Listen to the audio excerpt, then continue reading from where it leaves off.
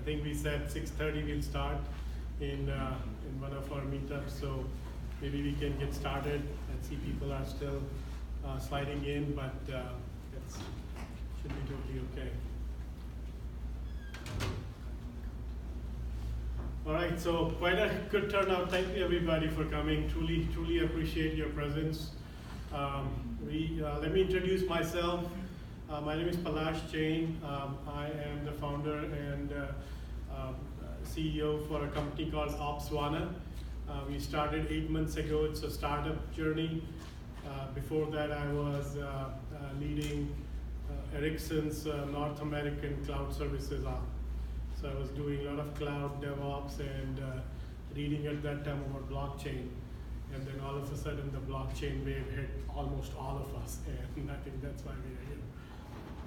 We started a group called Dallas Blockchain Professionals Meetup. I think many of you are already registered there, and some of you are coming from my personal invite, so thank you again for both. And we're going to continue to have these events as part of the meetup. And we'll select some topics every month, maybe 4 to 6 weeks, 2 weeks, depends upon the situation and our availability and everything. But the idea is to bring up, blockchain topics, either deep dive or have a broad level view, a business view, or a technology view, and continue this journey. So. I also want to introduce a few other people with me who helped me prepare for this. Dr. Donald Carr is part of his partner in crime for me from last many years.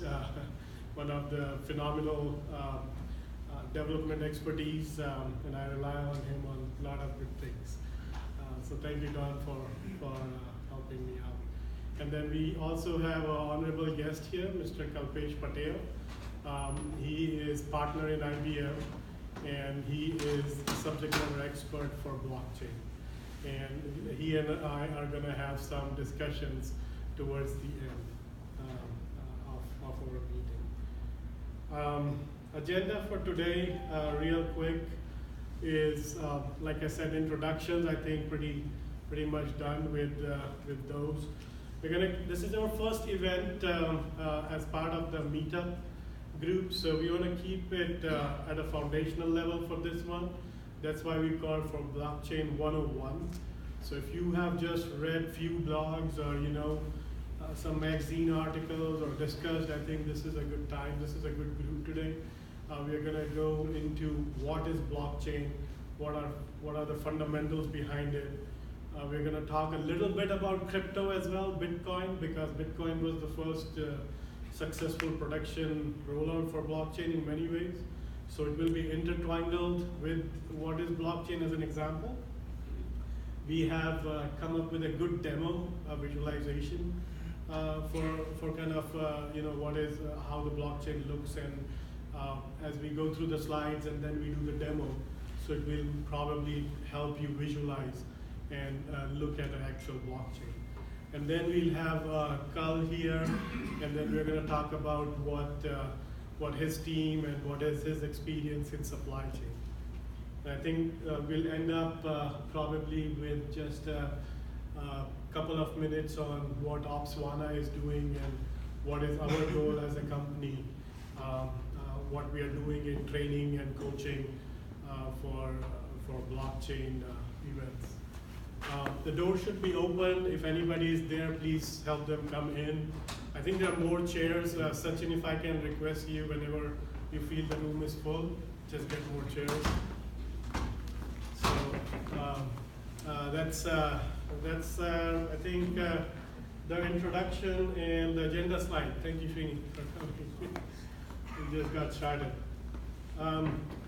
Let's look at what is happening today, right? So we'll get into the details of what is blockchain, but I think let's look why we are here today, right? Somebody just tweeted me yesterday that LinkedIn should be called Blockchain, because everything in LinkedIn is about blockchain these days. Go to a party, talk to people, it's blockchain this, we gotta move blockchain, we gotta move Medicare, into blockchain, insurance into blockchain, healthcare into blockchain, name an industry which is present, and so such is the power of the technology. It started with cryptocurrencies, and cryptocurrencies. Hi, Fareen, nice to see you.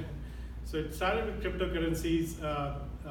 Bitcoin and cryptocurrency has taken over the market cap of around, on any given day it fluctuates from 350 billion to 450 billion, depending upon the price of Bitcoin and all those markets. But it has created a new asset class altogether, and everybody has noticed it. Everybody has talked about it, and I think that's why we are here today, to understand what it is. If I compare it with the old days of internet, internet was struggling with monetization problem. We saw that, right? The advertisements were there, and there were monetization issue and all that. In many ways, blockchain has a reverse problem. We have monetized the hell out of it thanks to crypto and ICOs, but we are still figuring out the actual use cases. How can Medicare go into that? How can our personal records go into that? How can voting be really tamper-proof, right? And our own privacy and security and all that. So that's where I think, as of today, where we stand. And then let's quickly talk about how did we reach here, right? Where are we today? It's called you might have heard the terms, Internet 2.0 is blockchain, the Internet of Value, Internet of Things, and Internet of Money. The current Internet as is, we got a lot of good things. We got Facebook, we got cloud, we got big data, DevOps, social media, .coms, everything. What Internet did also is created centralized authorities. It created a simple way to do business that there's a central authority who orchestrate what our identity is. Whether it's credit cards, whether it's our credit history to Equifax, or whether it's our own social security, everything has become a central authority. And with that comes, power, trust, and privacy given to a third person. And that third person is a private company or maybe a government entity, but that is a third person. And we are relying on that one entity to be, maybe hack-proof or have really good ethical records and whatnot. The thing about that is, do we really need it? Do we really need a third party for our own identity, our own privacy, our own records? Is there some other way which can be used where we own our own identity and there is no third party required, right? That's where we're jumping into. And the other part is for the third party, it's a honeypot for hackers, right? I mean, Equifax, Facebook. I mean, now Facebook we're talking about elections and whatnot. So there's a lot of issues with centralizing the way we are doing business. And the question again is, do we really need that? Is there something else which we can do? So what can we do, right? How can we make it better? How can we renew the central authorities, the middleman which is always required? If I have to pay my friend Chetan $10, do I really need to go to a bank? If I have to pay, and if Chetan has to go and pay somebody else, does he really need to take some other authorization from PayPal and give it to Pari, right? And so on. So do we really need to do that and give all the powers to somebody else? Can we disintermediate, right? Can we disintermediate these central authorities? Can we take them out? Can we do peer-to-peer transactions with no botheration, where the other person is a false identity, or is trying to fool me, or trying to cheat me? Can we come up with that kind of tamper-proof environments with full security, extreme cryptography, and complete chain of events, right? That's why the pundit says, internet is broken today. I didn't coin that, I wish I did, but if you read the blogs, they say internet is broken today. That's what they mean by it, because there's false identities. Your privacy is really no privacy. Everybody can find out anything about any one of us very quickly. So there are many, many issues as it stands today. Blockchain does solve many of these, right? So we are getting into now getting into what blockchain is. So what blockchain has really done has changed fundamentally some very basic elements of our life. And what are those elements? A simple transaction, which I do with you, is now much more secure, completely tamper-proof, and I can do singly a complete transaction, peer-to-peer, without help of a centralized third party. What it has done is change the founding principles of how we do any kind of transaction, how we sell any asset, whether it's a digital asset, a cash asset, a physical asset. I can now sell and send that asset to you.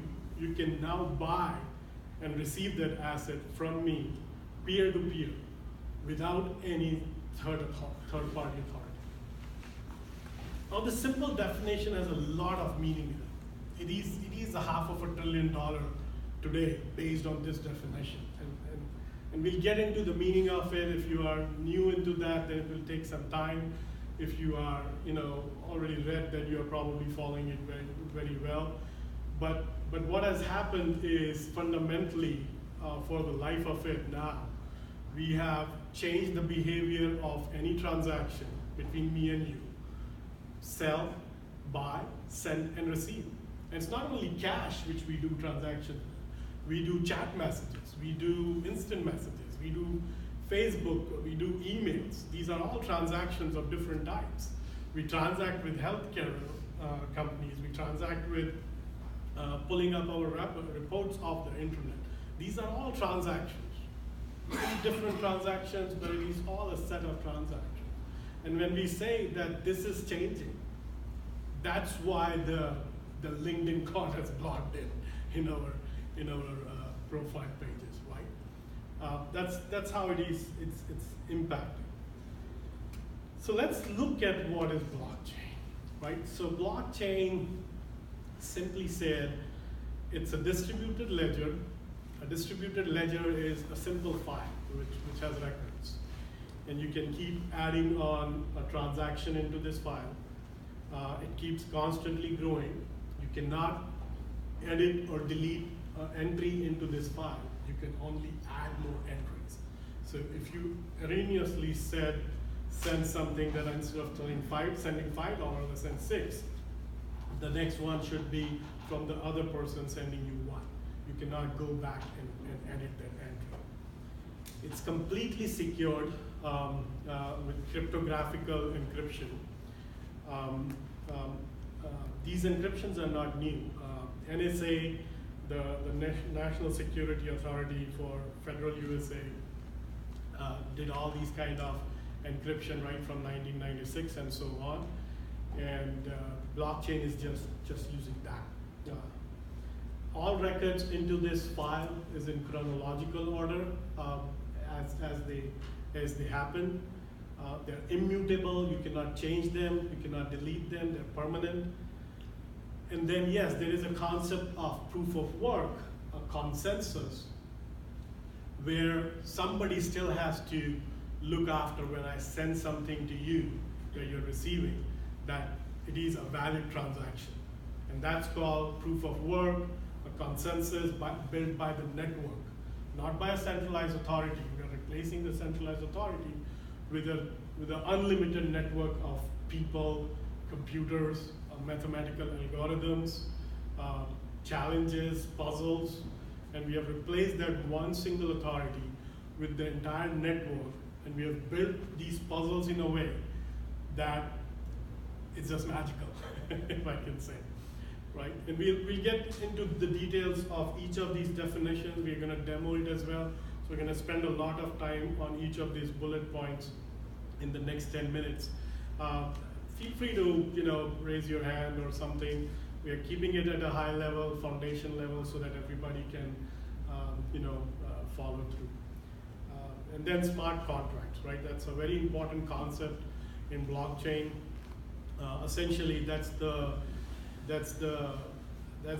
algorithm of how I will send you something and how you'll receive it something.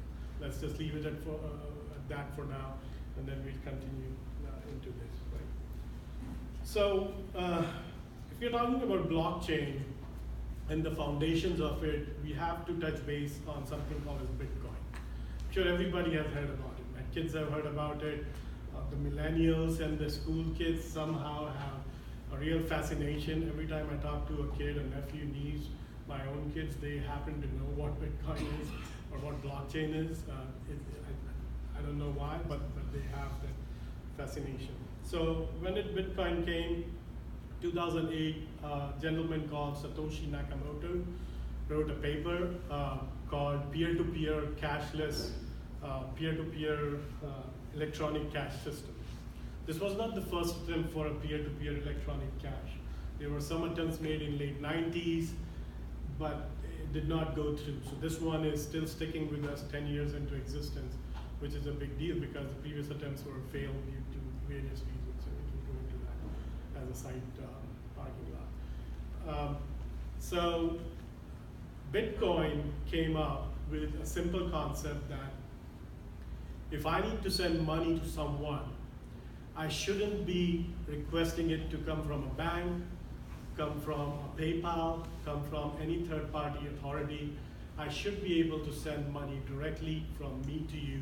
I'm going to call that thing as Bitcoin. And it has all the properties of blockchain. In fact, Bitcoin was the first blockchain implementation. In many ways, it defined the principles of blockchain, which we saw in previous slide, the immutable, the consensus, smart contracts, all of this kind of came into existence because the paper was written, Bitcoin. And they started, it's essentially a software, which started, with some Bitcoins, and there's a concept of miners, and we'll get into that. And it's peer-to-peer transactions. We can now send Bitcoins from here to any part of the world through simple transaction. We don't need a smartphone, we don't need any central authority, and that changes the way we define transactions and the meaning of transactions. And today everybody is scratching their heads, the businesses, the governments, how to make it either call it illegal, put some kind of regulations, and it's going crazy. All governments around the world is trying to figure out how to deal with Bitcoins, right? I think this is more like a repetition of what a distributed ledger is, jumping back into blockchains. Like I said, it will be a little bit intermingled for Bitcoin and blockchain a little bit. Distributed ledger, we already talked about it. A single shared ledger, it's just a file, nothing more than that. Let's look at consensus. Consensus means for any transaction which is done peer-to-peer, it has to be validated. The participants of the network has to agree that this is a valid transaction. And that's what we are calling consensus. Provenance is another important term which keeps coming up. Provenance is simply saying that it's traceability. You can trace back to the genesis of the Bitcoin, who had that, where did it go, where is it coming from today all the way back, chronologically back to the genesis of the origin of that transaction. We must understand a little bit about cryptography, because if you ever happen to do anything in cryptocurrencies, you will see all these hash codes, the public address, private address, the private key, public key, the actual hash code address. So we have to spend a few minutes more into what cryptography is. I've kept it very simple here, right? what are the requirements of cryptography? So we came with this funny example.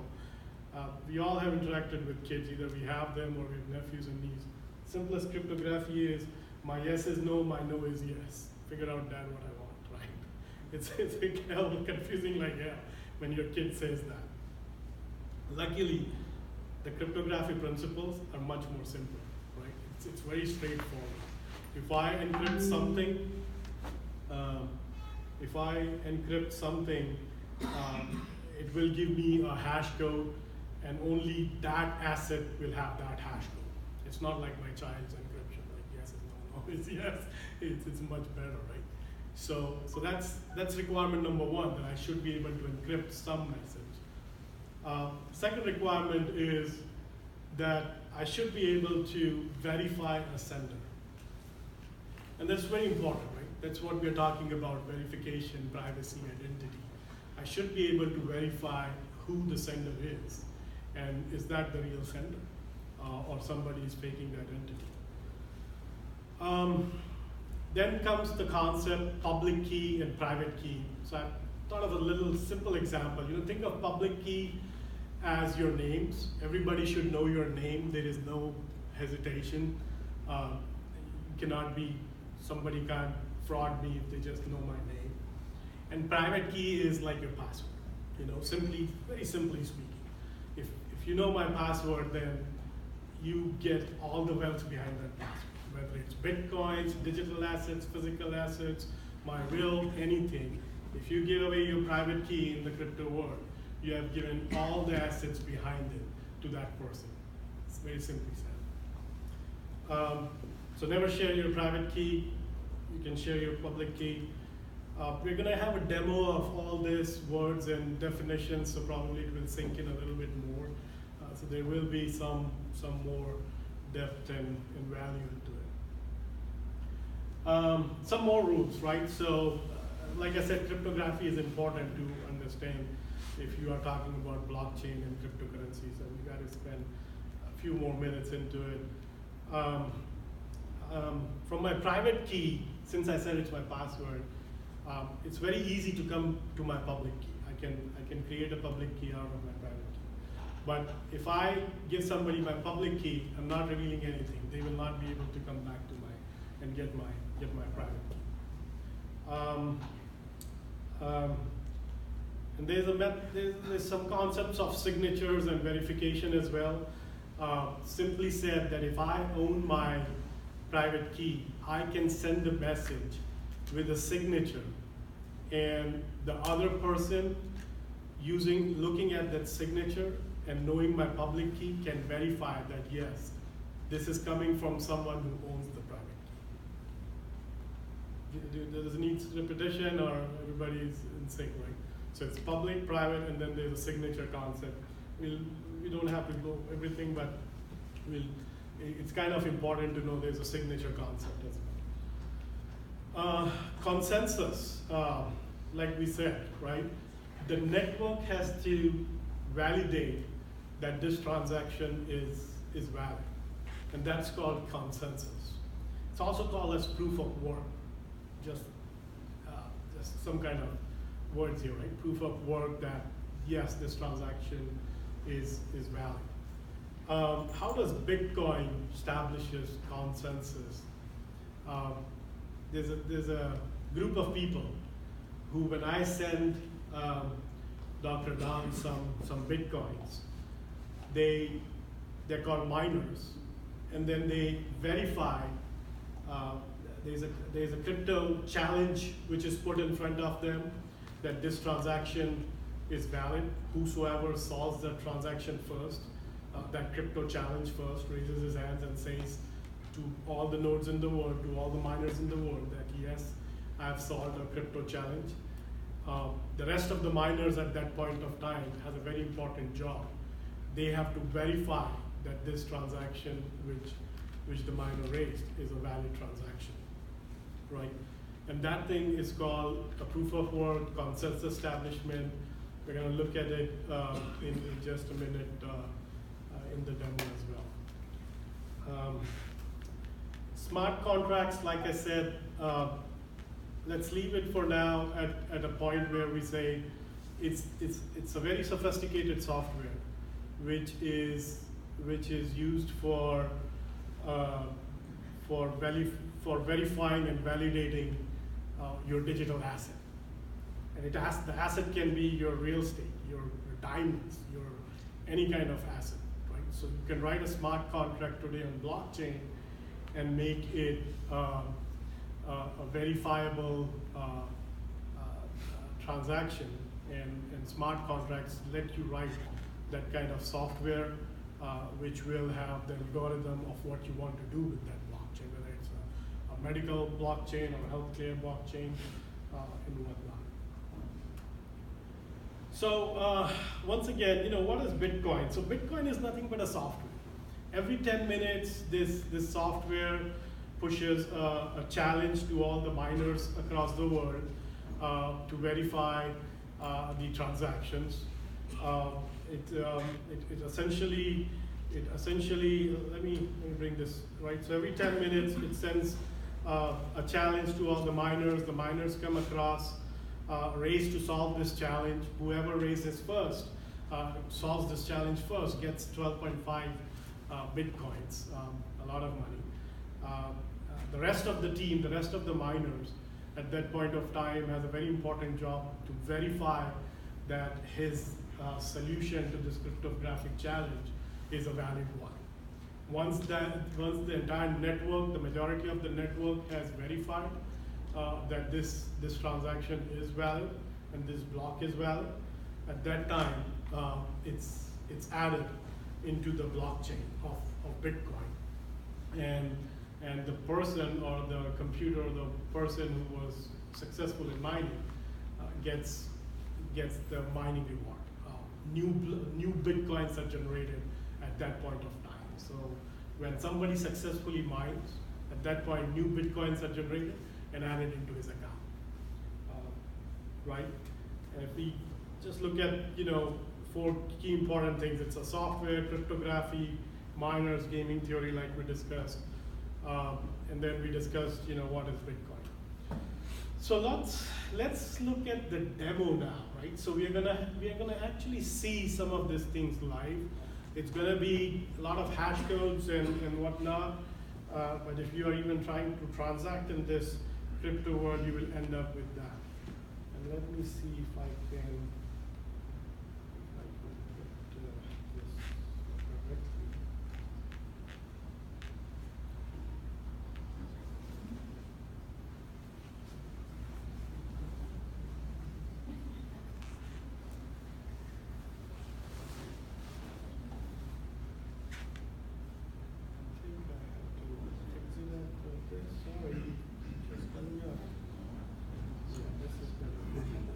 Right?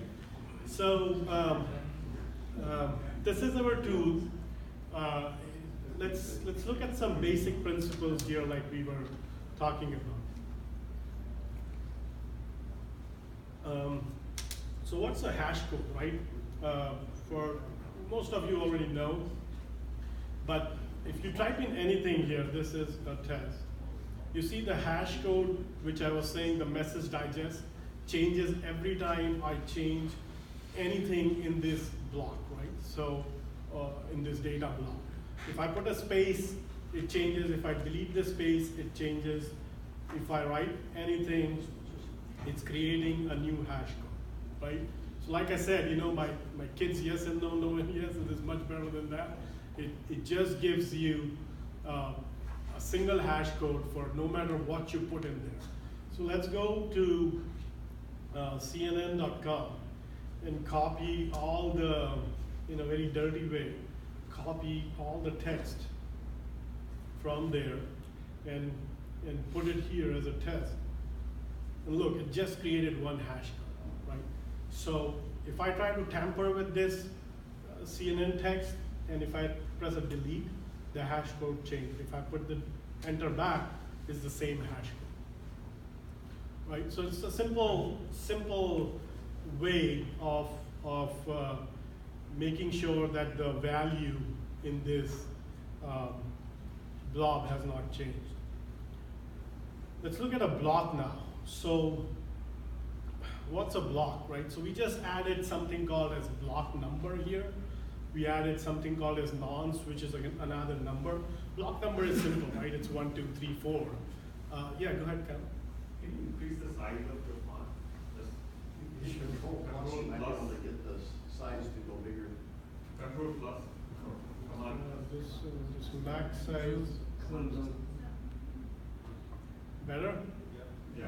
Even much more might help them, yeah. Thank you. But you guys trusted what I said, right? Thank you. So this was the hash we were showing, right? This is a test. And we just pasted a lot of CNN text in there. This is the entire CNN website. You can put, the entire internet data in there. We generate one hash code, by the way. So good luck for the test for you too. So we're going to what is a block in a blockchain, right? Very simply, we have a block number, of course, because it's a chain. So we want 1, 2, 3, 4. We're starting with the number 0. We have something called as nonce. Skip this field previous for a minute, and then we have hash, right? So the hash for 0, nonce, and this empty data is this number. If I put a space, it changes again. If I change back, it goes back to what it was before. If I change the nonce, it will change again. If I change the block number, the hash code will change again, right? Let's look at mining now. Let's go to the next level up and talk about mining. So how is Bitcoin mining done, right? So Bitcoin came up with this proof of work consensus algorithm where randomly Mr. Satoshi Nakamoto said that I'm going to say this block is valid if my hash code starts with 4 zeros, okay? So once again, if my hash code starts with 4 zeros, I'm gonna say this block is valid. It's a real thing, I'm not making it up. This is what the Bitcoin algorithm is, right? So right now we have name of a tree. So if I remove this, for this block number, nonce, and empty data, we don't have a successful block. Bitcoin is gonna reject it. It's turned red.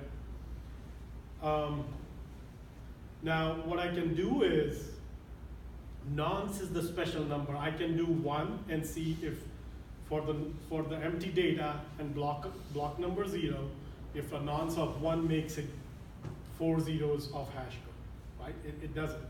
So let me try 2 now.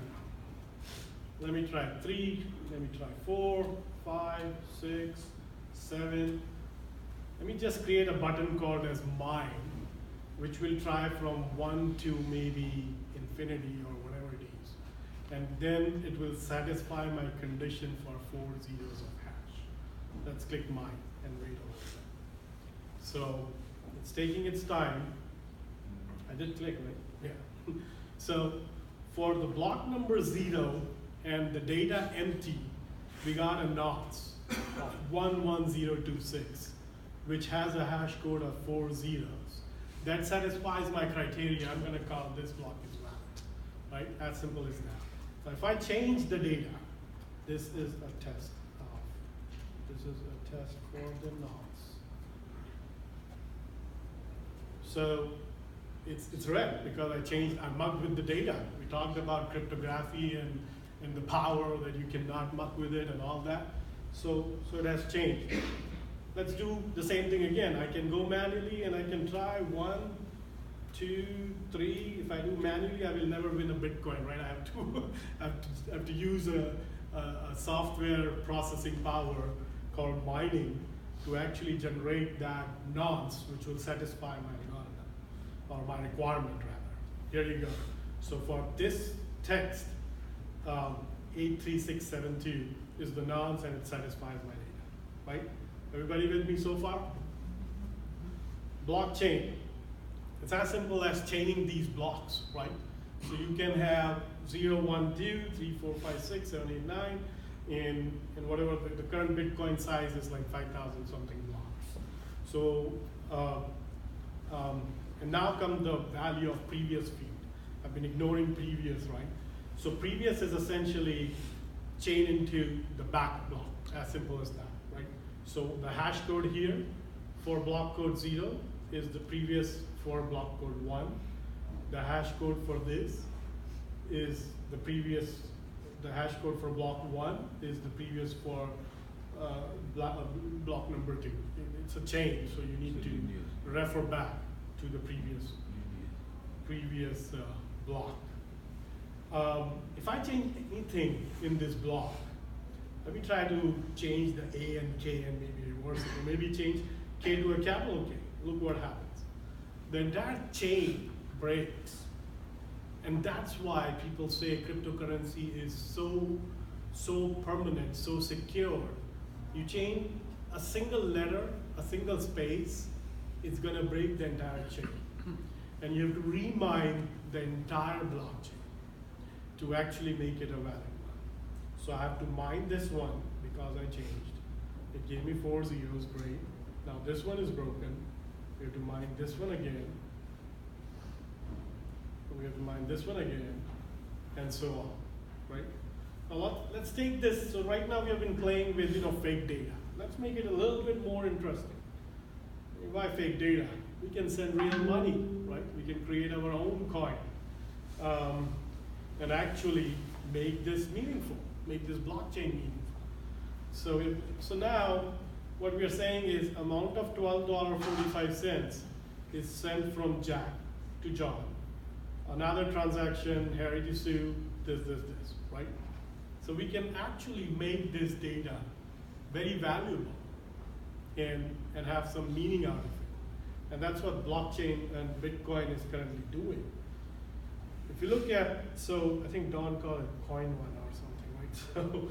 So if you look at it, this is where we are starting a new blockchain, right? So we are giving $500 to Jack to start the blockchain. And then Jack starts his transaction. He gives to Edward, Sue, Don, 122, blah, blah, blah. From here, it goes to somebody else. So these are all transactions live that is happening. And when a new transaction comes, a new block will be added. The demo doesn't show it, but that's the whole point. You will add another block as soon as another set of transactions come across. Now, in the beginning, we said this is a distributed ledger, right? What does that mean? When we look at this, there is a peer 0, which is person A. We can call it person A, person 1, person 2. All these people across the world has downloaded this distributed ledger, which is from block 0 to 5. And they have the same copy of it on their own laptop. That's what Bitcoin is doing today. When they say any miner can actually join the Bitcoin network, that's what it means. You can download this ledger and start mining so that you can make some money out of it. And then that's how the verification, that's how the democratization of this cryptocurrency is done. So we don't need a central authority anymore. We have made this immutable, permanent blockchain with the help of proof of work consensus. We have cryptographically super secured it. You try to change any single thing in there, like try to change 78 to maybe 77, and then maybe give this guy 11 cents, right? So the total is the same, but it doesn't work that way. It has to be exactly the mirror image of what it was. It's gonna break everything. Now somebody can come and say, hey, I got this, ledger on my laptop. I'm gonna go and say mine. I'm gonna make it green. Fine, you made it green for this. But you did remember, right? The entire world has downloaded that software. So you really need 51% of this world to cheat the same way you are cheating to actually call it valid. And that's why people are saying Bitcoin cannot be cheated.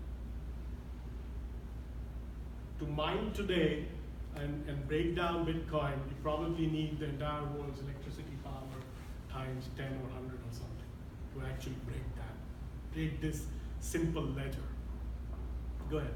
So when you just made that update to peer zero's last transaction, so the numbers in his are now showing the incorrect values, but it's not showing up as red. So now his ledger is no longer what the collective is viewing? Absolutely. So if you look at this, so this guy was smart, right? He said, I can make it mine and I can make it blue. That's what he did. But if you look at his ledger and this guy's ledger, the hash codes are different, right? This block has this hash code of E8A. Yeah. His is 683. And E8A again. So it's 2 versus 1 in my simple demo. So that's why we say in Bitcoin, 51% of the world wins. So you really need to partner with the entire world, and these are unknown people. Anybody you can download it tonight.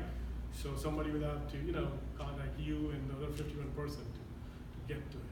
So it's tamper-proof, extremely tamper-proof, extremely secure, and all those. So now let's run some creative juices, right? So we put some transactions in here. Great question, by the way. Yeah? So please feel free to bring your points up. It doesn't need to be a monologue here. So what's happening? We created a live cryptocurrency, obviously a simulated one, but we did create something where we all can participate. I don't need that bank. I don't need a credit card. I don't need the PayPal people. I can use this Coin1 demo and maybe make it a production grade right now. Yes. and start interacting. That's what is happening. On my first slide, I said like 800 ICOs, right? Initial coin offerings, if you're not heard. Anybody can create a cryptocurrency. It's not rocket science. It's 3 to 6 months of a development team's effort. And come up with a cool idea. The idea can be a scam, the idea can be a genuine failure, or it can be the next Google.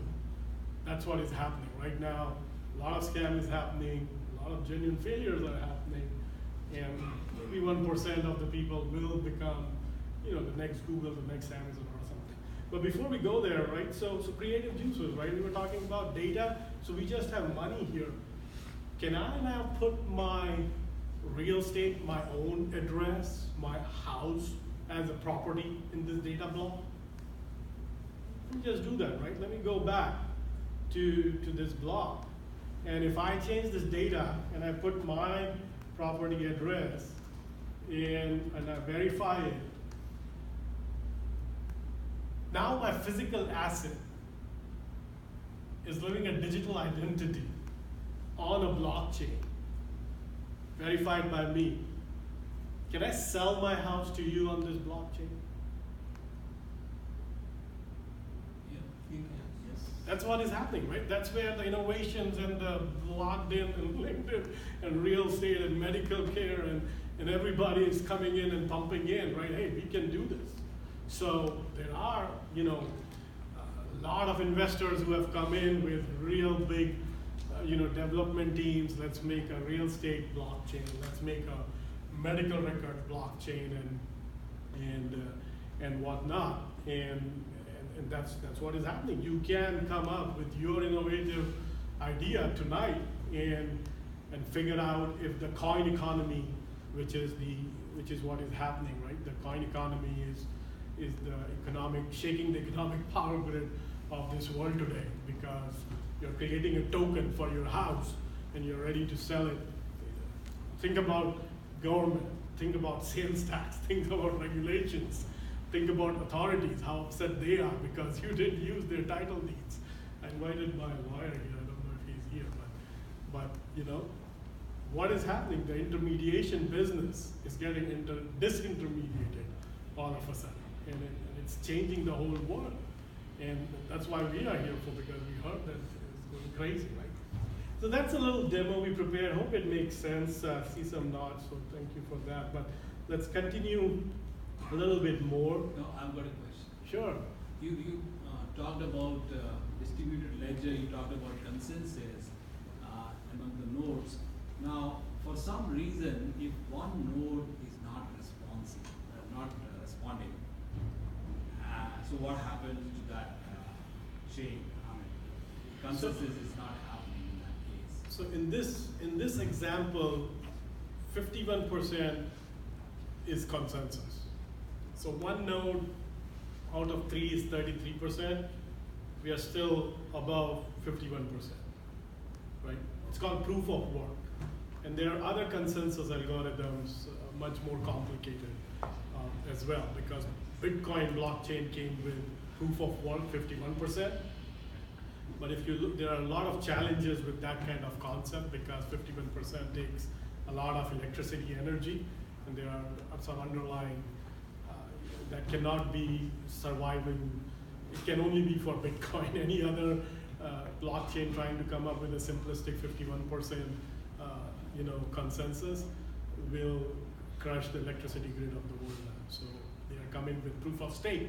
Like if I have started this blockchain and I have 100% of the coins, then I have the authority to validate. And then when you all join with 5%, 10%, you have, it's just like a company model. You have that much stake into that. Then there is proof of scalability or proof of energy consumed by your computers. That's another proof. So there are various different ways. Everybody is coming with various innovative, proof of X essentially. I think Farheen has a proof of happy hour going on. Very good for that. So, so it's proof of X. But great question. Any more? Yeah, go ahead. So is any minimum numbers of entity is needed for the consensus? Or is there like 90 blockchain nodes? Yeah.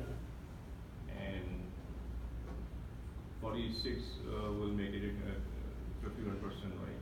Yeah. So 23 are down. Now you're or not connected anymore. So does it mean that there has to be some quorum minimum that has to be met? Yeah, it's a simple quorum. Yeah, you're right. 40, whatever the numbers were, 51% is the quorum. So if 23 are lost, then whatever the remaining are on the consensus. Absolutely.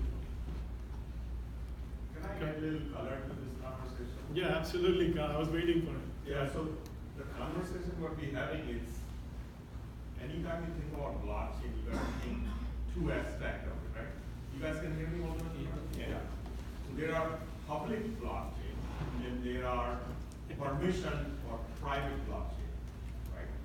All of this proof of work and proof of stake and all of that is for public blockchain, where anybody can, create a node itself. As soon you cross over and look at the permission blockchain, it changes completely, right? When you look at the real, so later on you'll hear from me some of the use cases we are talking about, a lot of this thing doesn't make sense, right? You don't want, enterprises don't want their data to be sitting on somebody's laptop, for example. Just think about that, right? So in that, this whole consensus is much different. And it doesn't have to be that many nodes agreeing to it. There's PBFT is another algorithms when you really need to build that kind of larger node. But sometimes it could be 2 or 3 larger authorities agreeing to it on a given, consortium, let's say, right? So there are many ways to think about this thing. So Yeah. So not every blockchain. So what Carl is bringing up is something which we were going to touch. Is do you need every single characteristic of this blockchain in every single business case? The answer is no. You don't need every single characteristic of this blockchain. What we are doing here is just generalizing what are these characteristics, how it works and everything. But as you go into enterprises, Walmart use case, supply chain use cases, where there is a finite number of ecosystem player, where you don't want a blockchain to be done for the 6 billion people, but you want it for the 600 vendor partners, then it's different, right? It doesn't require that kind of consensus algorithm. And I think Carl has a very important point of permission blockchain, that you require permission to join the blockchain. I don't want to make it public, right? So we are changing topics here, but it's all related to the blockchain, how one blockchain works, how can the other blockchain work, and whatnot. Farheen, you had a point? Yeah, it's my understanding you only need 6 confirmations to go ahead and consider that a valid transaction. And so like if you're a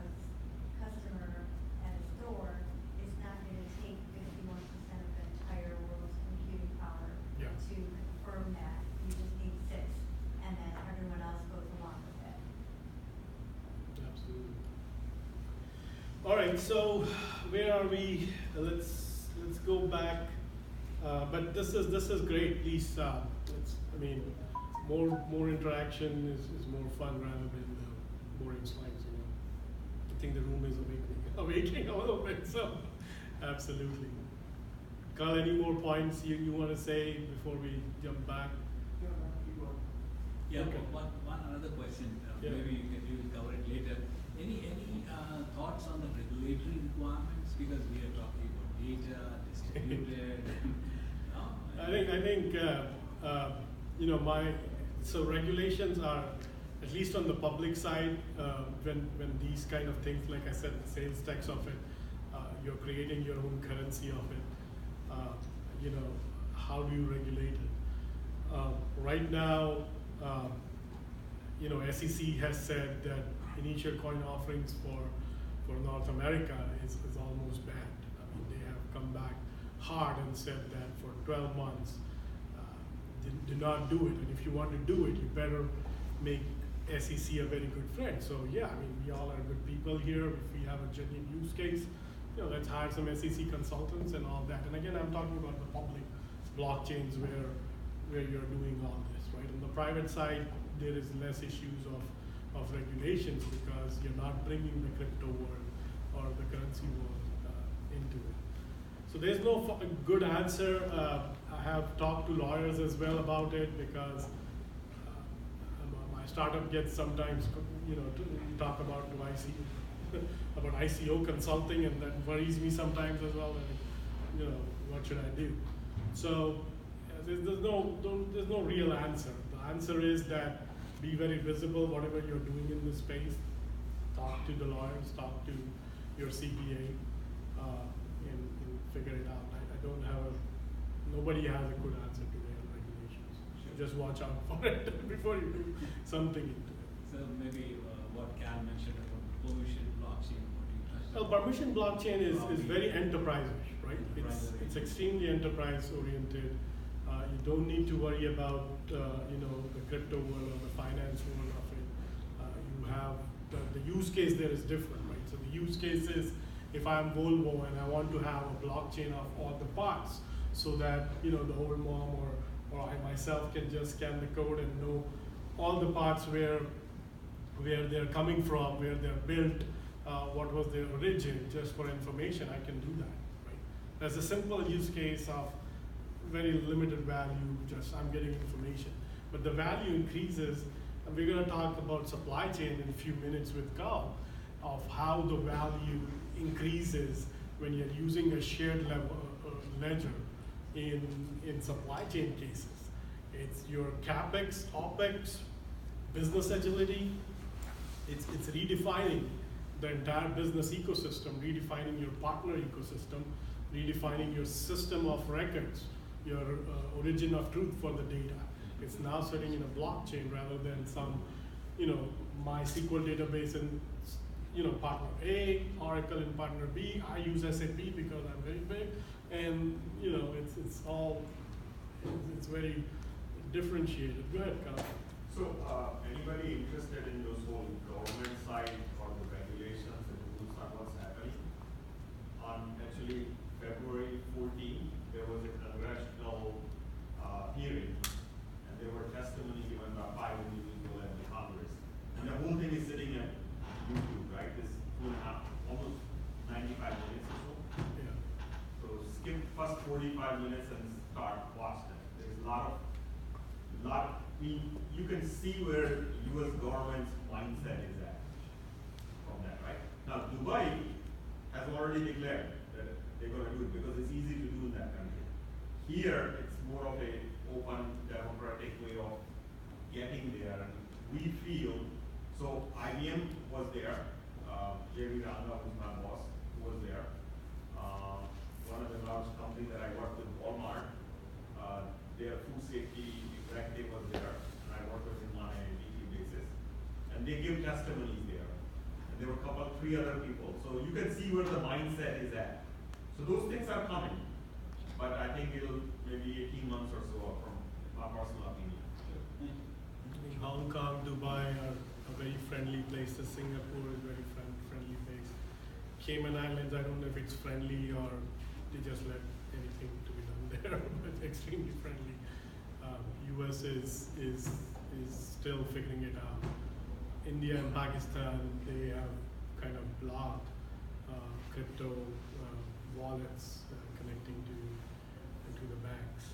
So every country is figuring out what regulations and to what level. But I think time is of essence, and I think we have Carl here who actually, dismissed some of his client meetings. So truly appreciate Kalpesh for coming here. Why don't we kind of start the next level or the next part of this conversation, because I got tons of slides, but it will never finish, and the time will just go. So I have a seat. I can stand here, or I can sit there as well. I can stand too, that'll work. Your call. So Kalpesh here, thanks again. Just a quick introduction. He's a partner at IBM. He does blockchain consulting, leads the practice group for North America every day. So he's doing it almost in various different forms. And as we said that, just to connect back, this data block can be anything. We wanted to talk about supply chain in general. I think kind of make it more like a panel kind of thing where everybody can contribute. So Kalpesh, my first question to you is, what's happening in the supply chain world for blockchain, and what is your experience, and can you give some comments on that? Sure. So I'll answer that one, but just to give you a complete overview of what I think, if you heard blockchain, you heard IBM, right? We have done about 400 plus proof of concepts. Today, we have implemented about 10 plus networks already in production. So that's IBM. My personal experience has been at least 25 or so engagements I have personally led, and involved in at least 3 major production network today. I've been about 2.5 years in blockchain, drinking that Kool-Aid, right? I've met a lot that as well. Yeah, and I've met a lot of people who are purist blockchain, right? I mean, if you really look at that whole blockchain revolution, then you will think about, you don't need any central authorities, right? So I've worked with those people. I work with completely private, that things like, oh my God, I'm losing my control over it, right? So there's lots of flavor of that. When we talked, we said, okay, let's pick up supply chain as one of the industry use cases, and we'll talk about that. Our conversation will stay in that, but maybe one of these they will come back and talk about other things also. Absolutely. But here's the point, right? Majority of you guys were all quiet, right? So I'm sure there's burning questions. So even now or later, if there is something you want to ask, I feel very confident that if it's blockchain, I will be able to answer it, because I've been living in that world. So please ask. That's the reason he wanted me to be here, right? Any question in the blockchain side, yeah, please. I'm sorry, I'll come to your thing, but I want some interactions. Absolutely, here. that's the whole purpose. Yeah. Can you tell us about Hyperledger and, how does that start, what's going on? That you, right? How many hours? Yeah, He's so the Hyperledger king, but go ahead. I'll give a very high level, right? So so prior to me, IBM started looking at blockchain as a technology 4 years back, right? And we picked up, Solidity and you think about the Ethereum, because you got Bitcoin, then you got Ethereum, right? Ethereum is also on a public. And when we looked at the enterprise world, what it needs, we quickly realized that you're taking a apartment building and you're trying to build a hotel out of it. Just an analogy, right? So we say, you know what, for enterprise world, we want to build from scratch. We build the course, but we have a open source, open governance experience from Linux and all the things that IBM did. So we donated all of that code to Linux Foundation, and that's where now it's one of the fastest growing project. Hyperledger is a big word. Underneath that there are 10 projects. One of the projects is Hyperledger Fabric.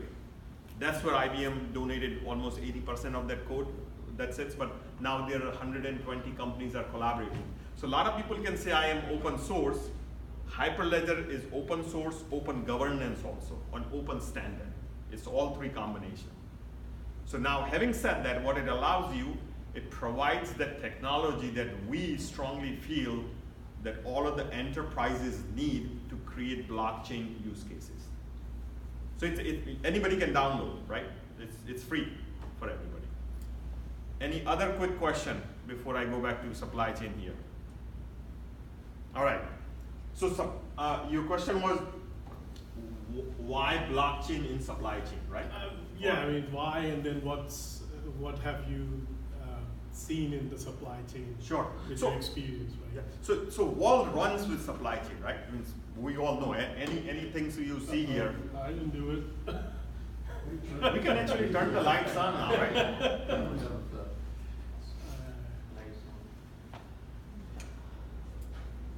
When I say world runs on blockchain, Sunil says I gotta turn off the electricity here. Yeah, I think this would work. So supply chain, when you really look at it right now, every goods that goes through the entire process from, you can take any, he was giving the parts of the airplane, right? I'm gonna use example from food industry because, all the other luxuries, everything else we wear, it's not as important as food for our health, right? So think about the food we eat, how much of that comes from where? We just ate pizzas, right? Do we know where the dough came from? Or cheese came from? Samosas, where the potatoes came from? No clue, right? We are eating. So there is a noble reason for supply chain to be optimized. Because provenance, because if you really look at when Palash was talking about the finality of the data, actually if the data is final, then anything in the world that I want to trace, I can put it on the blockchain, right? And if I can trace it, then my confidence increases, right? So like you buying a diamond, if you can find out where the diamond came from, lot of people who know Mr. Modi in India with all the fake diamonds, that would not have happened, right? So things like that. So in the supply chain, I would summarize it into three things. Why blockchain? Underneath that, there's about 50 reasons, but the three things are very simple. One, because everybody is running their own systems today, and only thing that kind of goes between the systems from a supply chain means it's a multiple player playing through the entire supply chain, right? So it's a team sports, right? Everything you heard about what Palash has been talking about blockchain, he never mentioned that this is my system and I'm working in my application, right? It's everything about interacting with somebody else, right? It's about transaction, and transaction requires minimum 2 people, right? When you have transaction that's going through the entire supply chain, think about it, it's a team sport. So I tell everybody that, hey, blockchain is a team sport, right? And I said 20 or plus projects I've done, I've rejected at least 5 or 6 of them that I told my client, you don't need a blockchain. There's other better technology to do that. So again, the zero thing, blockchain, you apply only when there is an ecosystem, right? Okay, what happens with the ecosystem? Ecosystem inherently, by the nature of it, right? Anytime I gotta work with my own team, it's easy. As soon as I get a second party I gotta work with, there is a delay. What causes that delay? Right? Our communication, right? You email, right? I sent you an email, I don't know when I'm gonna get there, right? So nowadays I Slack you. Even with Slack is single way, I don't know when I'm gonna get there, right? So how does the business work in that? So what if all the supply chain was in one single system? Imagine how much time optimization I can do, right? So removing friction, we call it removing friction of a given processes is a major reason for having blockchain in the supply chain. Even if in that scenario, the mining is really time consuming, right? Yeah. So when you optimize the data across so many systems, Yeah, absolutely. it will take time. Yeah. So which one is better, the existing technology or the blockchain Yeah, technology? I know. So this is what happens, right? Everybody comes to blockchain when we put Bitcoin and all these public things, right? I'm IBM here, right? So let me tell you, we do permission blockchain, period. For permission blockchain, you don't need mining, You don't need mining. right? For What you public- do need, like for example, let me take an example of it. Okay, I'll go back to the food safety, right? In the food safety or a food trust blockchain, or how about this thing, instead of going in that deeper, let me come back to you in my later on discussion, right? I'll come back to that question and answer you. So when you say permission mining or whatever word you use? So permission blockchain, Are we going back to centralized authority then? no. All permission means, very simple, that, and just like we want, Palash was talking about, your identity, your assets, you want private, you don't want people to have visibility to that, right? Our enterprise America or enterprise world, any of that data, they would like to keep it private. They don't want to put it on a public domain, right? So what it means is, you remember today if you want to go to Bitcoin and you want to become a miner, do you need anybody's permission for that? No. But in the enterprise world, let's say, I'll take an example of Walmart, and Walmart has at least 2 blockchain systems that I know of in production. And if you want to create a node out of that for the Walmart data, they're gonna allow you? It's not gonna happen. Now think about bank. Think about the New York Stock Exchange. Actually, one of them thing is the public. Think about the DTCC, which is a clearing house for all of the stock purchases we do, right? That's a blockchain. My team is implementing that. They're not going to allow you that, right? So what ends up happening is anybody so again, distributed ledger technology, right? When I joined blockchain, it was called distributed ledger technology, DLT. We didn't even call it blockchain. Blockchain came later on, right? So DLT, all of the inherent advantage of DLT, distributed ledger technology, aka blockchain, are still needed for those kind of use cases. But who gets the node depends on the governance of that network, quote unquote. That's a big thing, by the way. We can do an entire meetup just on governance. Who should and who shouldn't and why should you and all of that stuff. If you want to relate it, I think very well explained. If you want to relate, I think just to repeat in different words, public blockchain, mining blockchain, it's like for 6 billion people, right? When we're talking about enterprises, Walmart, I think that's what Kalpesh said. It's about their business ecosystem. They only have 600 vendors or 6,000 vendors. So those are the only participants in that blockchain. So it's very different governance, but it is still blockchain. What advantage would they get? I'm going to add one more thing. Think this way, right? How much time, in a Bitcoin, each transaction, on average, it takes 10 minutes or 12 minutes to add a block, right? 12 minutes to add a block means it could have up to 10 or whatever many transactions going in there.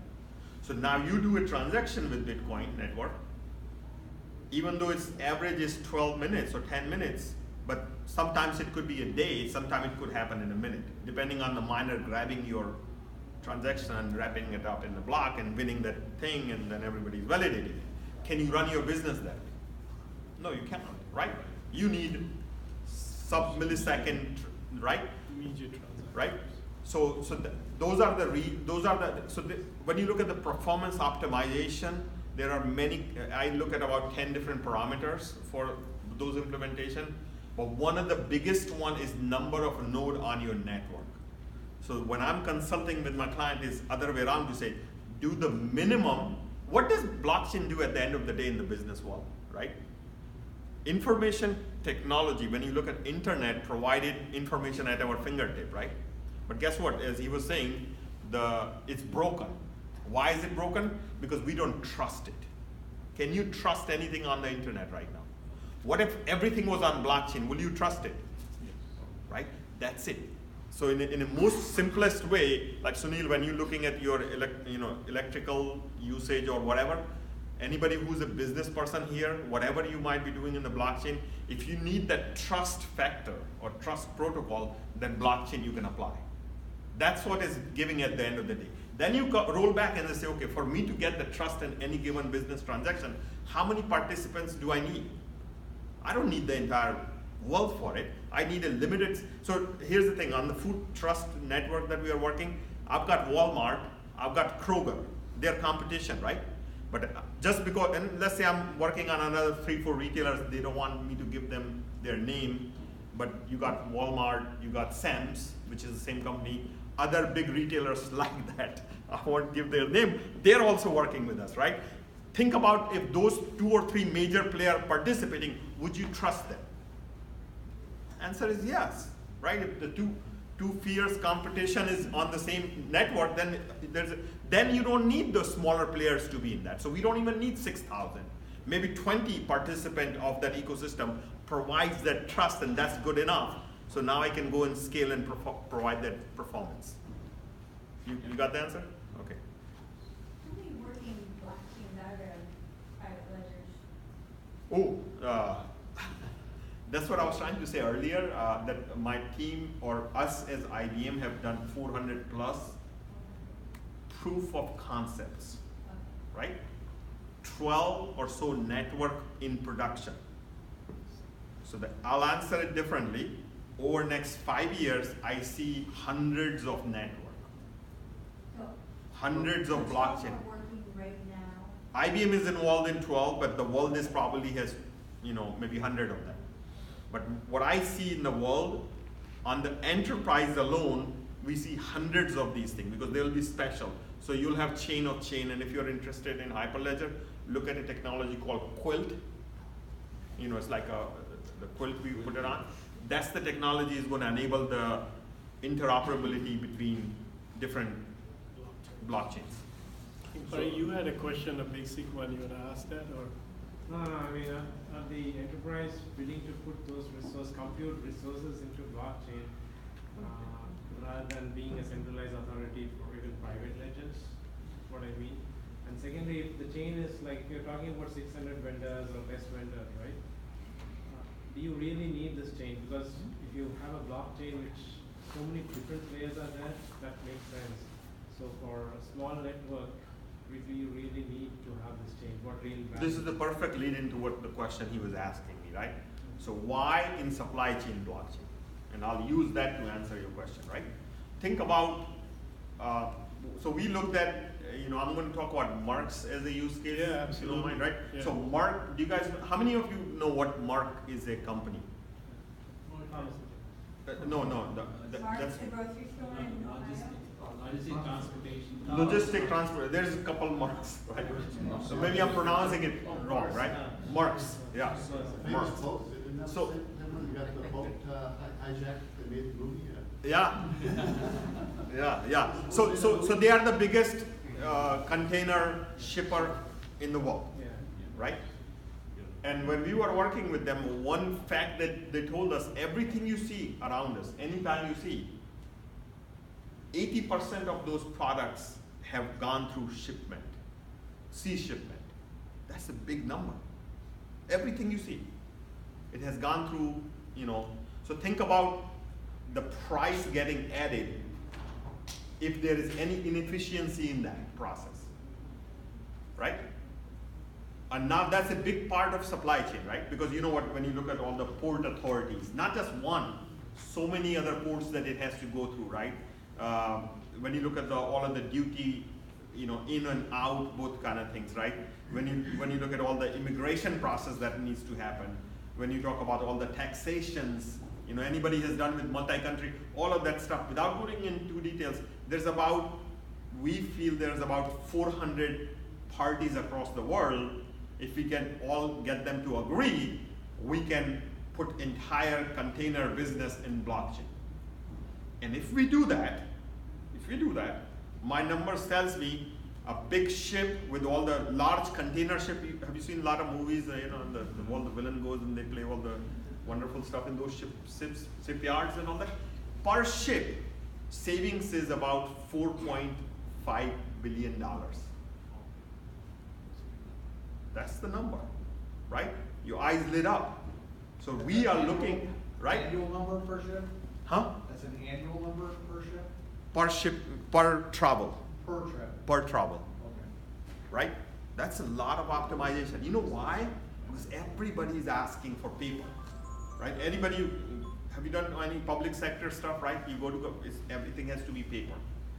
So now, what we are looking to do, we have gotten all of the government authorities to agree and trust the blockchain. That's where your regulation comment comes in.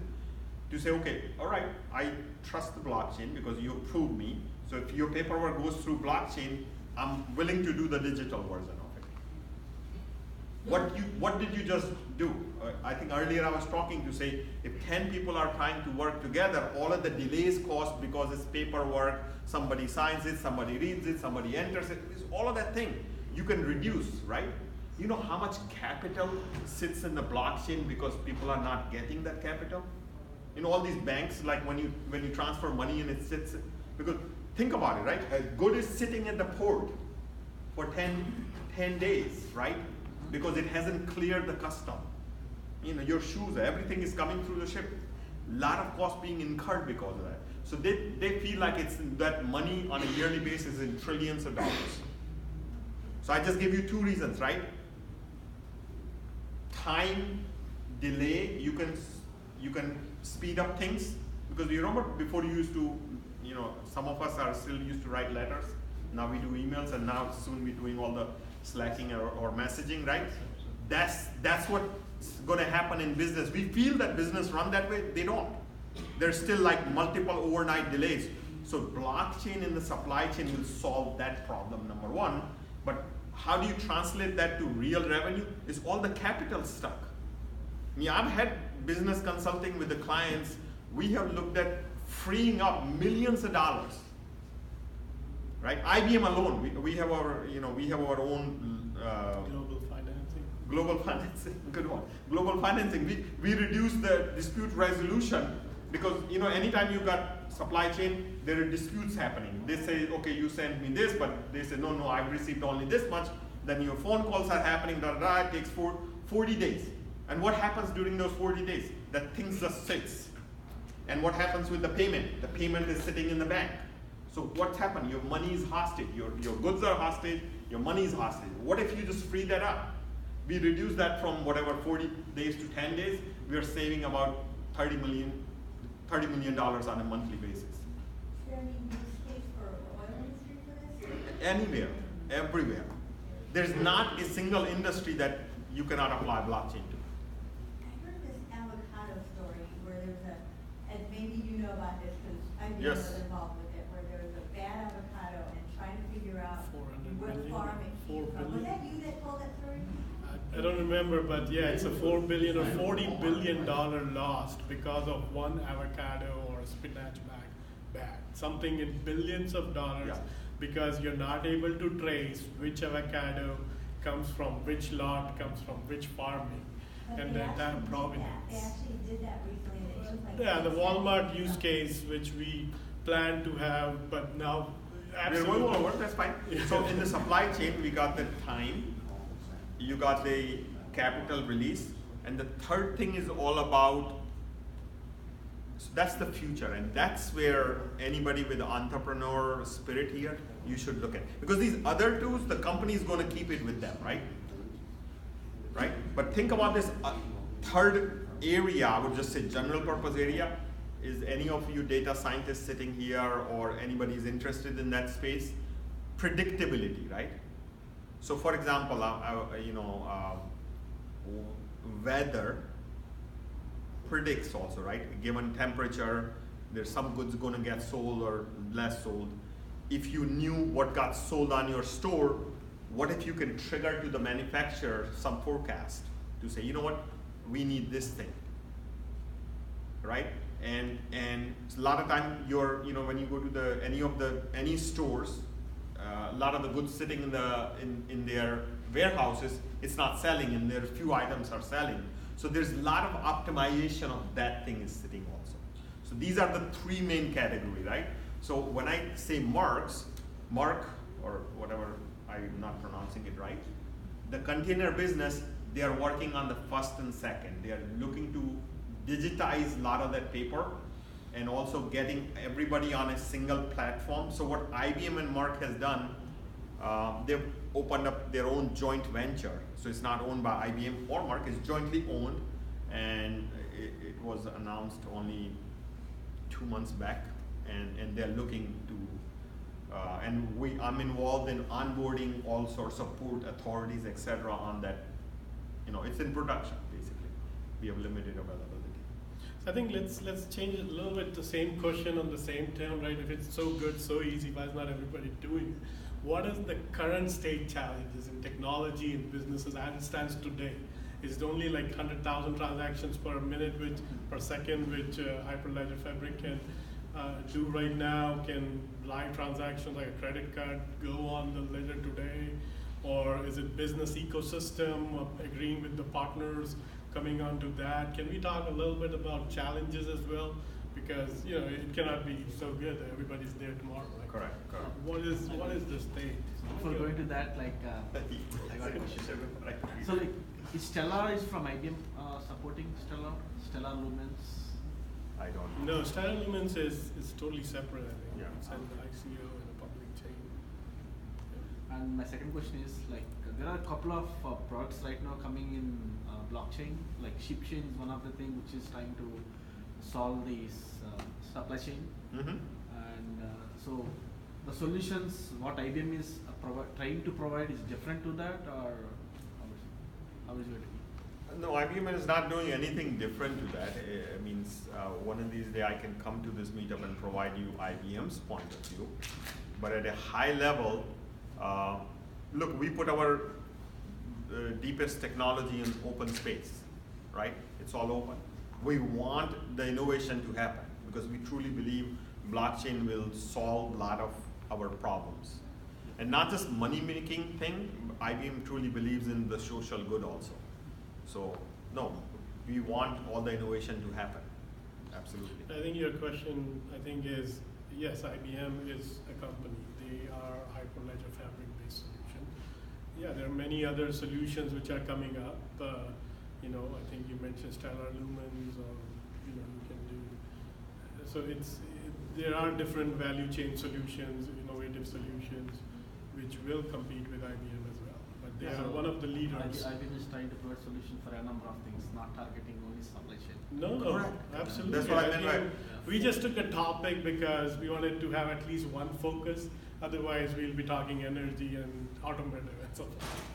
It will never finish, right? So we're just focusing, but IBM is huge in this space. Do you mind if I just give them the absolutely. food trust or the No, Walmart one? I mean, Because we all of had you that. have mentioned that. We had Right, that plan, right? so on the food trust, so it started as food safety, right? But now we have renamed that as of 6 weeks, and we are calling it IBM Food Trust Solution. It started as a Walmart pilot. Basically, if you guys YouTube it, you will hear that food trust, Walmart food safety executive, his name is Frank Yanas.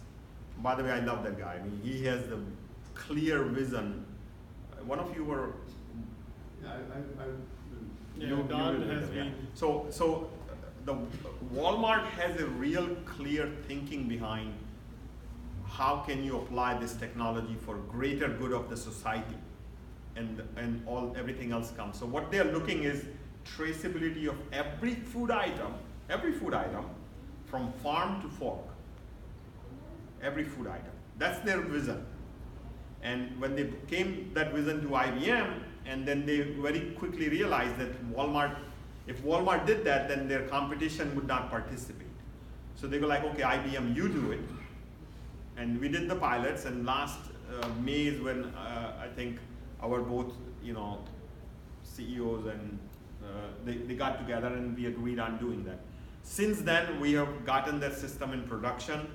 I've been personally involved with about 15 of those major players, like when you look at the Nestle's, Unilever, Tyson, Dole, I said Kroger already, and so on, right? All of these major players, we have onboarded on them, and they're sending their UPCs related data. So think about things, right? Something you are harvesting at the farm level, it's going through its own, depending on what it is fresh product or let's say protein from animal, it goes through different kind of harvesting, different kind of processes. If it's coming from the border, across the border, then it has to go through its own treatment, right? Because any of us try to bring any kind of vegetables or any food items, immigration stops you. So that processing, so there are certificates for that. Once it gets received here, then in the manufacturing side, it's going through all of this thing. So think about, like, I was looking at a peanut butter. I can't talk about the client, the company, because they don't want to be public about that, but they produce peanut butter. But that peanut butter goes into, how many SKUs? 4,000. So if that peanut butter is contaminated, it will impact 4,000 products. And imagine the products going into all these different stores and all of that stuff. That's what happened in 2007. So it's not avocado, it was spinach. Avocado maybe also, everything gets recalled, right? So what happened was in the spinach about 2007, there is a 3-year-old girl died. And then everybody, so what happens today when something is bad? Hopefully nobody's recording me and putting me on YouTube, okay? Whatever this thing. So when something gets bad, these people really, they don't know what to do with it, because the only way they can stop it by recalling land grab, right? Because they don't know which product got affected. So what would you do as a human nature? You say, you wait, oh, what, you remember that, when Bush did that old orange, yellow, all this level alert? Literally, that department goes through that alert. And they're like, it's a red alert. Okay, let's call it now. But by the time damage is already done, right? So what we're trying to do is create a traceability. It'll take 10 years. I feel it will take 10 years. So instead of grabbing everything, maybe you can do some surgical grab. That's what the Food Trust is trying to do. And you are creating a provenance of all of those items. And these provenance are complicated because you got multi-ingredient items coming. So just imagine this thing, the Bitcoin thing doesn't work. You're talking complexity at the business level, right? So it's a different level of, and by the way, all of that is working wonderfully right now. So my question is basically, why aren't these companies, Walmart, or all those companies, why can't they use a better database with better access, like as permissions and all those things? And why are they using the blockchain? Because even for them to trace the things, someone has to put these fruits and vegetables and everything on a blockchain. It's not going to go on its own and put itself on a blockchain, right? So they have to create some kind of a barcode or scanning and put it on the blockchain. So why can't a database do that? Or why can't they track it with the database RFID? Why do they need this blockchain thing? Are they trying to hype it up, or can't a database do that? Did you guys hear all the question there? Yes. So I'm going to simplify his question. I'm Walmart. I'm already using SAP, or I think they are using SAP, right? So there was somebody, right? They're right. Walmart is, or let me say, I can guarantee you, Unilever is definitely using SAP, right? It's one of the custom things. It's a wonderful database. Why would you need blockchain? That's his question. Do you want to answer? I think you answered it, right?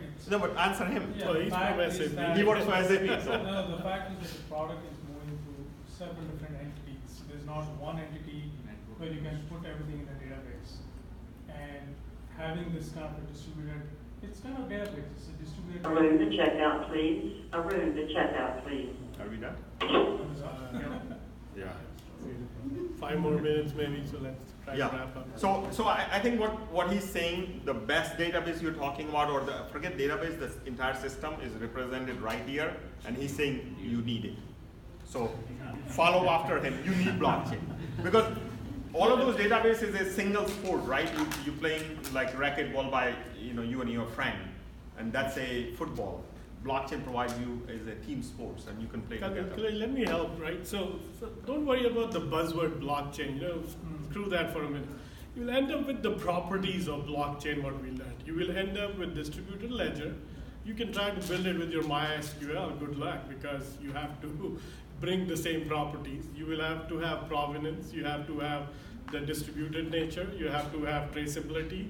You have to have tamper-proof. So think about the properties when you're talking about any technologies. The buzzword, whatever you want to call it, you want to call it MyChain, or you want to call it MySQL special chain because you love my. So end up with that. I'm gonna interrupt you. So because we got less time here, here's the point, right? In another 3 years, nobody is gonna talk about blockchain. Blockchain is a buzzword today, understood, but it's gonna just become a platform. And everybody's going to talk about how wonderful new systems are where everybody's working together versus their silos. That's what's going to happen in the industry. But when I joined here, I know few of the people came late, so I want to ask you a couple things, right? When I joined, I don't know, when you guys came here, he was running a slide here which was talking about some education that you are providing. Can you tell me about that? Sure. Thanks, Kalpesh. So my startup and the vision is to get training and coaching for classes like this, right? So to educate business executives, C-levels, or managers, developers alike, of what fundamentally blockchain is. What is a public blockchain? What is a private blockchain? What are the various players in it? IBM is doing Hyperledger. Some other guy will come and say it's value chain. So bring all those concepts together because, like we said in the beginning, it's changing. The world is changing. Kalpesh here is saying everybody is going to go to blockchain. I am a firm believer in that as well because it's a different technology. So the need is there for reskilling ourselves, and that's what I'm trying to provide. As part of corporate America, enterprise, or whether it's individuals, you need to come back, either read 2 to 3, 4 books, or read blocks, or just come to an 8-hour crash course, which we are calling the analyst level training certification program. I'm calling it Blockchain Foundation Analyst Program. Can I give him a free advertisement here? I'll tell you one thing, right? I think a few of you were talking to me earlier. I've been in the IT industry for 20 plus years, 27 years in IBM, right? Some of you maybe, anybody who's 15 plus year in the industry, I would say you have a lot of things to offer in the new IT world. Because when you look at the other technologies like IoT, machine learning, right? Nanotechnology, or soon we'll have all sorts of small computers and large computers, and right? In all of those technology, you have to retool yourself from ground up. All of the technology in the blockchain, whether it's the cryptography, whether you're talking about the security, whether you're talking about the parallelism, distributed networking, all of that is, guess what, is 20 plus years old. So many of us are already know that, who've been around 15 years plus. I would highly recommend to look at the course he's got. With a very small investment of 1 day of your time, you can retool your career. And investing in yourself is like, guess what? I mean, I saw the numbers, like $300, I couldn't believe. Means IBM, I send people for about $1,500 a day for that kind of course, right? So, I mean, I would highly recommend for you guys to look at that, because it's for $300 means, it's like buying 2 pairs of clothes or something like that. You're retooling yourself. So highly recommend that. Here's the module, right? Yeah. Now imagine this thing. And Palash, where is it going to be? What did you say? Where is it going to be? It's in Dallas. We are working with Microtech, a good facility. So it's in Dallas area, very commutable from where we are right now. I will sign up for this for $300. That would be awesome. I'm looking at it like, look at that. I have some other plans for you, but yes, thank you. But yeah, I mean, this is what is the need. You know, I got asked by so many people, Kalpesh. It's not that it came to me, but so many customers said, okay, what is blockchain? And then you start explaining what is blockchain over the phone call with your friends, you are spending 1 hour. This is the time to retool, and I love what you said because I completely believe every single foundation block of this, if you are in the IT for 5, 10, 15 years, you have already used it. Peer-to-peer networking, IP networking, TCP IP, or it is distributed nature. You have somehow come across it. The way blockchain did it beautifully is magical blocks. They just put this together and came up with this fundamental thing, blockchain. Now, that's what we're going to talk about. And we're giving it a full breadth of it because it's a whole day. So we can, depending upon the class, we can go, you know, deep into some levels, whether it's enterprise, whether you want to do Ethereum. You know, everybody has their own thought which they want to do. So we want to cover full breadth of it, give real examples, and yeah, then there's an exam. So we'll make sure you are awake throughout the day and take that 1 hour exam so that you can earn your certification. That's what the plan is. That's wonderful. So the pilot class is on May the 12th. The pricing is very low for the pilot program. It's not gonna be like that for sure.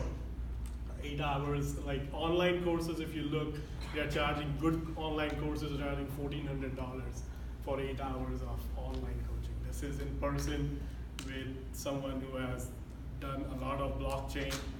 We hopefully will get guest speakers as well, and make it a fun 8 hours of learning.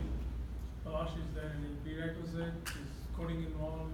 What's No, the so this is not coding. This is not a coding class. I'm working with someone, again, Dr. Don, to come up with a coding class as the second class.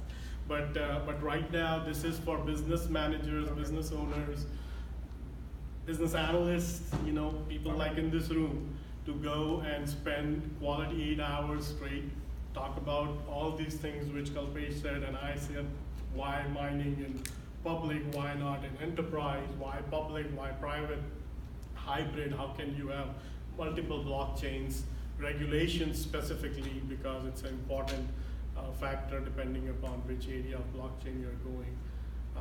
I think I can quickly go over that, right? So current state of blockchain, introduction to wallets and exchanges.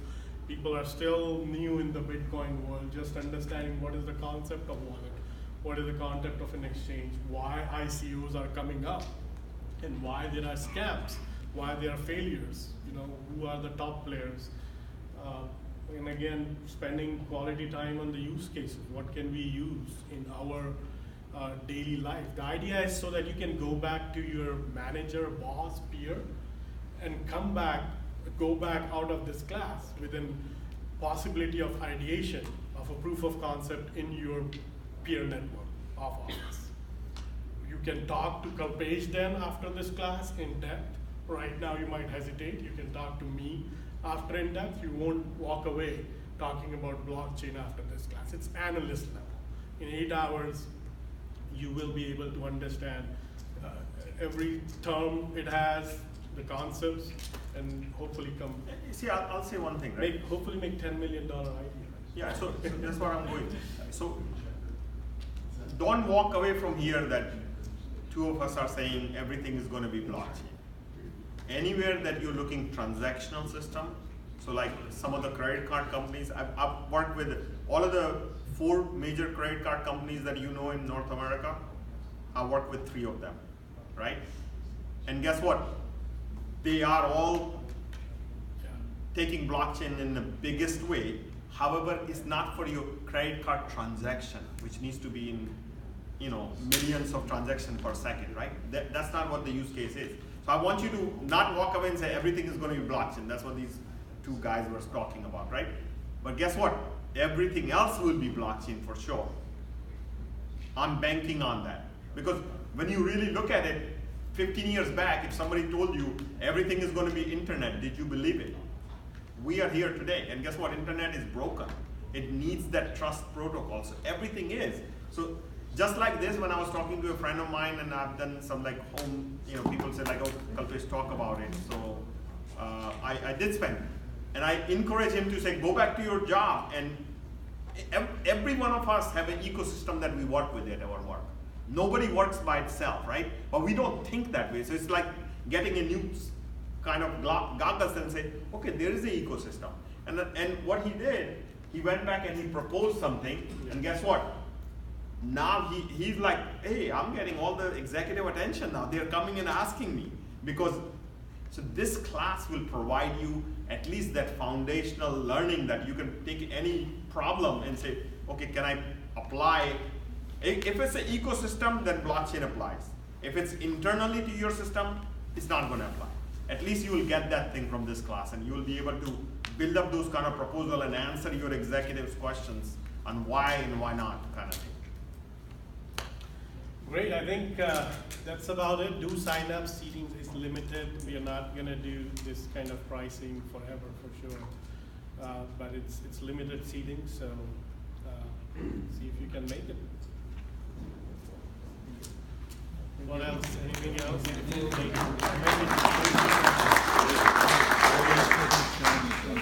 Thank you for coming again.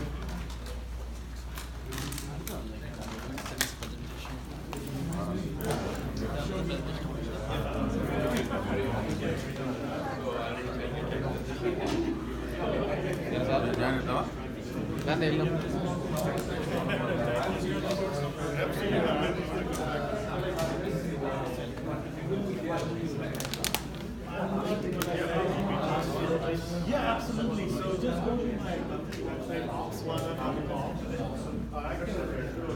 But just go to oxwana.com and /academy, and you will see that you can register. Now, let me just show you. I would like to explain.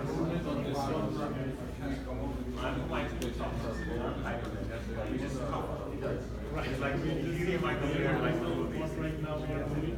Hyperledger, I compare like perfect. Then go Hyperledger.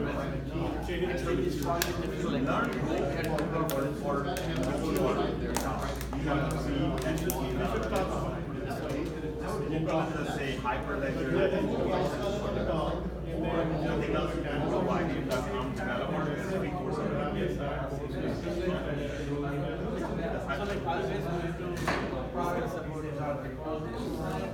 So we're gonna talk about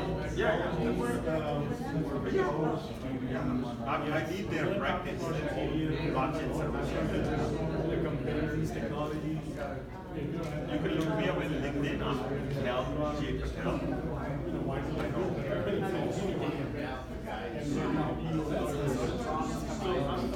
Explain how you can put your lenses and figure out whether it's COS So I stayed here in college on the office. Constantly out. So we can, I'm based in that. Scalability, the transactions, the distributed trust, of the proof of concept. What are the parameters which we can figure out which one technology we can apply in our If it's not person, in LinkedIn, my email is very simple.